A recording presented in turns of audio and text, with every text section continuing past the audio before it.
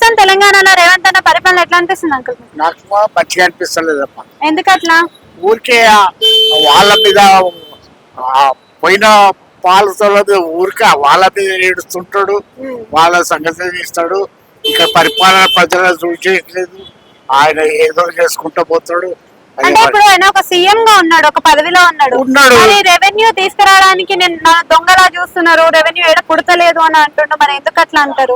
అంటారంటే ఇక ఆయన చేసేది అట ఎప్పుడో ఏదైనా చేద్దామంటే ఆయన హైదరాబాద్ తెచ్చాడు, హైదరాబాద్ ఏదో టెలిఫోన్ ట్యాపింగ్ తెచ్చాడు, అది ఇది మళ్ళీ అది యూనివర్సిటీ అదో కూడా తెచ్చాడు.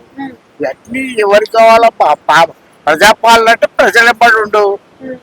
ఎక్కడ ఇట్లా ఉండి నువ్వు మాట్లాడితే ఎట్లా? ఎప్పుడైనా సెక్రటరీకి సరిగా వస్తున్నాడా? రావడం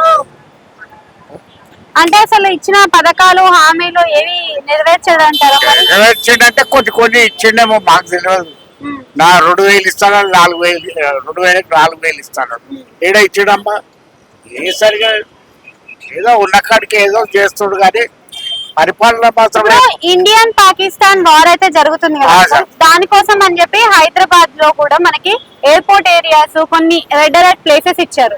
మరి ఇప్పుడు మన గవర్నమెంట్ తీసుకునే జాగ్రత్తలు ఏమైనా కనిపిస్తున్నాయా మీకు అసలు? ఏ జాగ్రత్తలమ్మా? గురించి జాగ్రత్తలు ఇప్పుడు రషెస్ ఏరియాలలో మరి వాళ్ళు ఏమైనా జాగ్రత్తలు తీసుకున్నట్టు మీకు కనిపిస్తుందా? బాగా కనిపిస్తలేదు. అసలు జాగ్రత్తలు అంటే ఇప్పుడు ఎట్లాంటివి పెడితే బాగుండేది అనిపించదు? ఎట్లా పెడితే ఇప్పుడు ఇస్తా హోంశాఖ మాత్రం నివేదనే ఉంది. హోంశాఖ పెట్టుకొని నువ్వు అన్ని విధాలు చేసుకోవచ్చు. అది చేయడం లేదు, అది చేస్తా ఇది చేస్తా అంటాడు. ఏ పరిపాలన